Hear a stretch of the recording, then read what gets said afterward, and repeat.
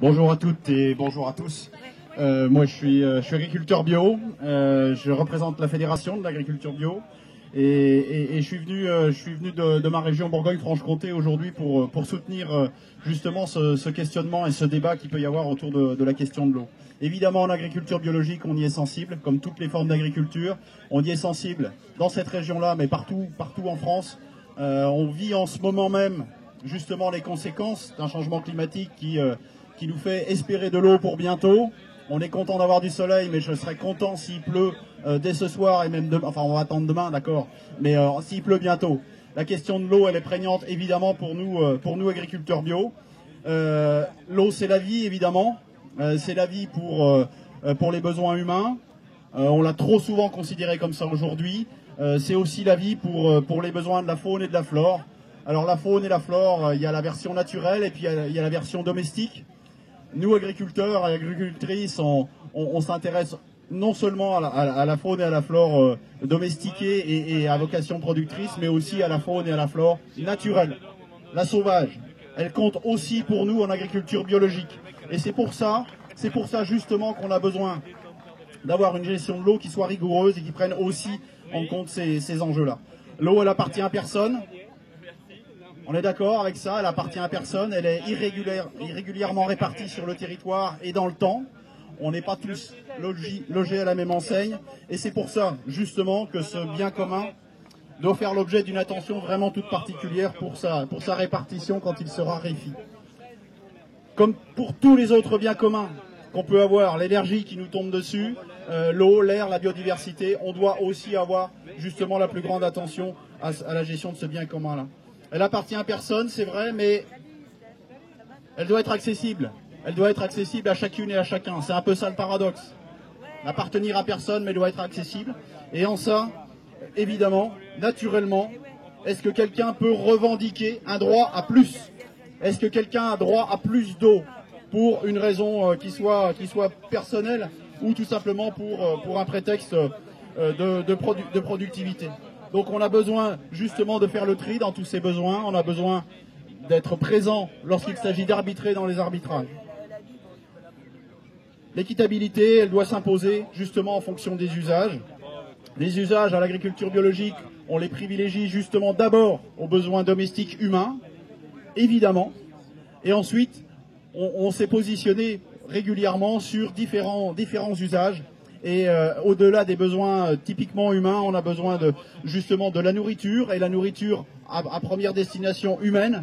Donc arroser évidemment, mais arroser d'abord pour de la nourriture directement comestible.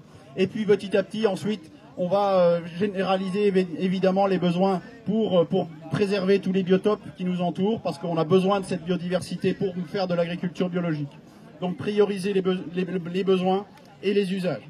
Et si jamais on doit interférer dans le cycle de l'eau, parce qu'il s'agit bien de ça, il s'agit bien du cycle de l'eau, si jamais on doit interférer, nous humains, dans un cycle naturel terrestre, eh bien à ce moment-là, faisons-le avec parcimonie, vraiment quand l'eau est surabondante, et pas quand déjà elle est insuffisante, n'aggravons pas justement les irrégularités de la répartition.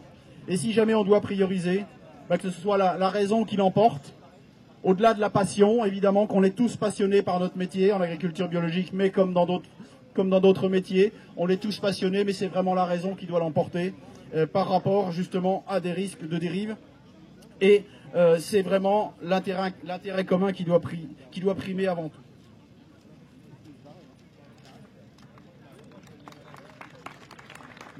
Merci. Juste pour terminer, on sait qu'on sort de périodes d'abondance d'eau, des décennies où les questions ne se sont pas posées, et pendant ces décennies-là, malheureusement, on a eu tendance à prendre des mauvaises habitudes. Des habitudes d'opulence, des habitudes d'abondance, et justement on a fait des choix techniques qui étaient peu économes en eau. Des choix de variété, des choix de culture, des choix de destination du sol, qui justement s'affranchissaient de toute cette question de l'eau. Aujourd'hui, on doit prendre un vrai virage dans ces techniques-là. On doit prendre justement le virage vers les techniques qui seront économes en eau. En agriculture biologique aussi, on expérimente tout ça. On essaie d'être plus résilient, mais ça ne sera qu'un complément par rapport à une vraie gestion politique de l'eau. On parle dans certains endroits de parlement de l'eau. Je pense qu'il y a besoin d'aborder cette question-là aussi sous l'angle démocratique, évidemment. Et on aura besoin justement de privilégier l'intérêt général devant l'intérêt juste de certains.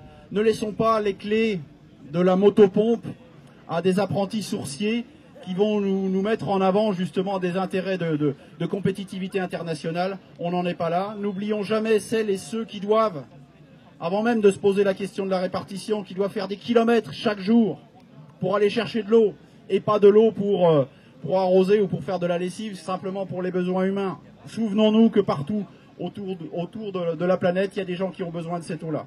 Sortons grandis de ces débats qui ont déjà eu lieu d'une manière pas satisfaisante dans certains endroits. Sortons grandis de tout cela, de façon à ce que, pour tous les besoins qu'on va avoir demain, on ait la possibilité d'aboutir le plus rapidement possible aux meilleures solutions. L'agriculture biologique est sensible à la question de l'eau. Elle est là aujourd'hui, elle sera là demain s'il le faut à nouveau. En tout cas, comptez sur nous pour être les plus attentifs parmi les agriculteurs